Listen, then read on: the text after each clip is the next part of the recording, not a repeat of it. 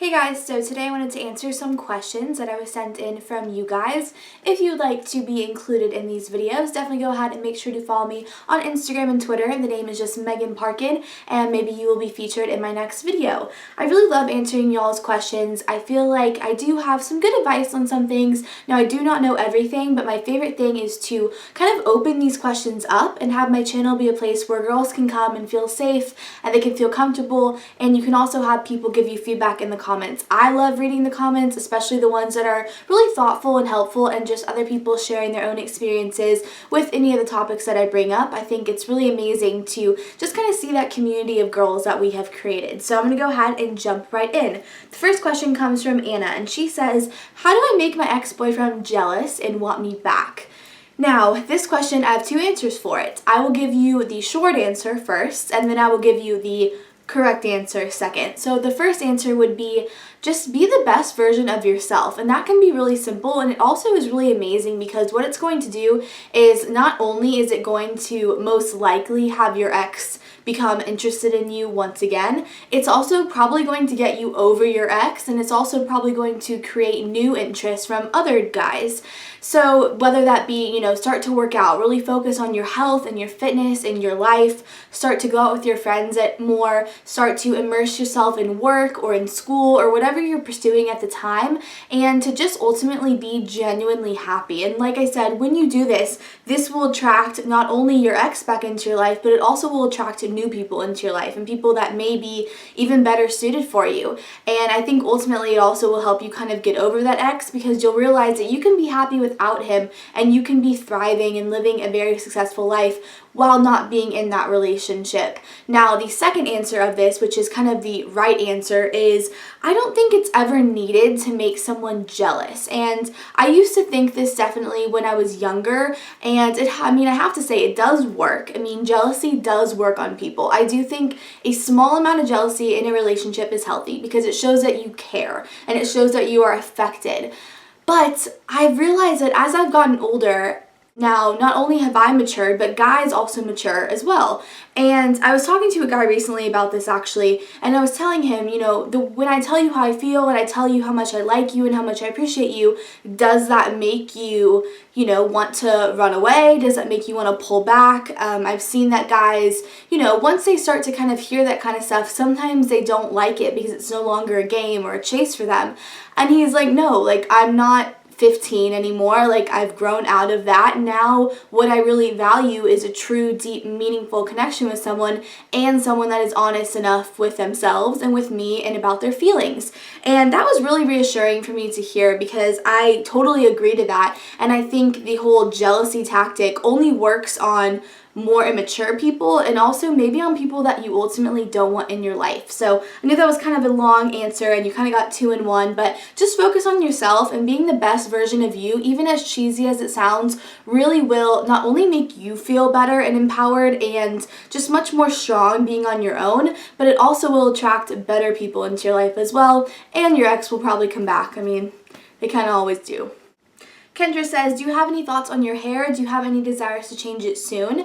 So I kind of have been wanting to do something with it different lately, but I haven't really decided what. Now, I have seen some ads in a magazine actually for some different hair dye, and it was shimmering pastels, and I thought it was so pretty. Firstly, I'm really into the idea of maybe doing a rose gold all over, or even kind of a really light lilac purple, but definitely let me know in the comments what you guys think. The cool thing is, I think it wouldn't last very long, and I have dyed my hair kind of crazier colors over the years, and they never do last very long, and they always do pretty much fade out, and they fade out pretty nicely and pretty evenly, and they give my hair kind of even more of an ashy tone, which I really honestly don't mind. But other than that, I don't think I would really ever go super dark. That's kind of not something I want to do right now, and I might go a little bit lighter for the summer, but it's all kind of just trial and error.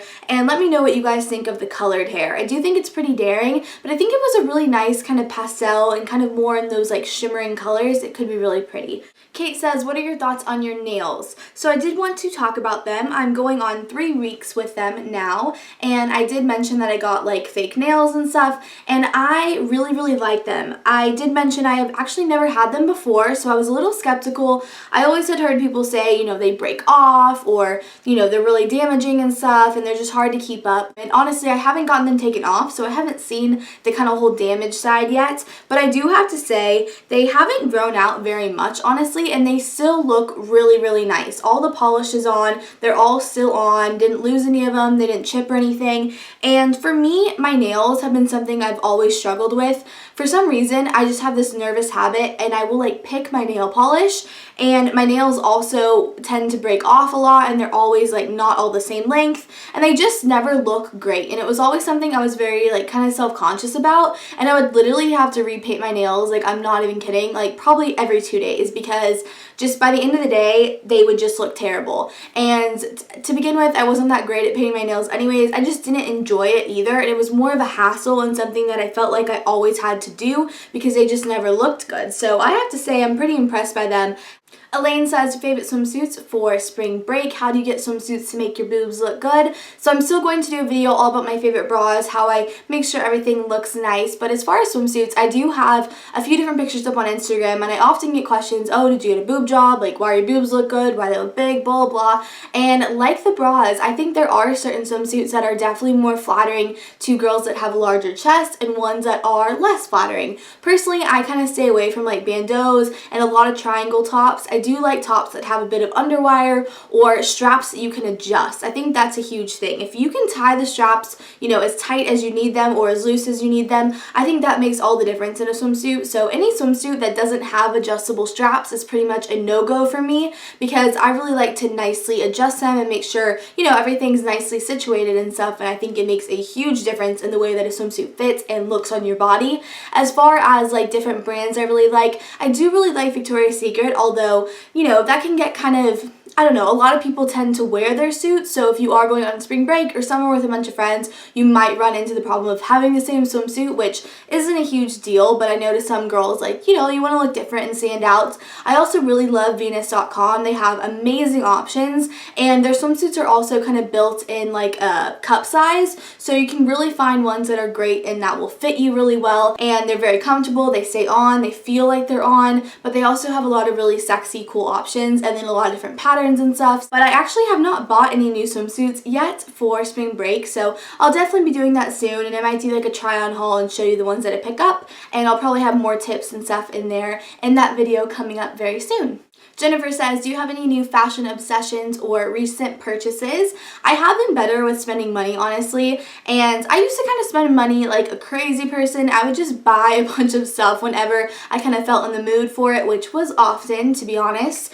Now, recently I've been more of a kind of buy for an event type shopper, so if I'm going somewhere special and I know I need a fancy dress, I'll go ahead and look for one. I won't just buy a ton of stuff and then, you know, kind of freak out when I need something specific, and I feel like that has been a lot better for me. Honestly, that might be the way that like normal people shop, but like I said, a bit of a shopaholic, so that's not really what I used to do, and I honestly think it's so much better now because it just helps me have less like stuff and more stuff that actually is needed and something that I'm actually kind of intentionally purchasing. I also did recently make a very exciting purchase of a new purse, and I bought it pre-loved, so I haven't actually seen it yet. I'm a little nervous to kind of receive it in the mail, but once I do, and if I like it, I will go ahead and talk about it. But other than that, I've really been loving this skinny scarf. Now, I got this from Toby.com, but you can honestly just like make this out of fabric, and I know a bunch of other companies are also doing it, but you just like wrap it around your neck like this, and you can leave the little pieces hanging down, or you can tie them or something.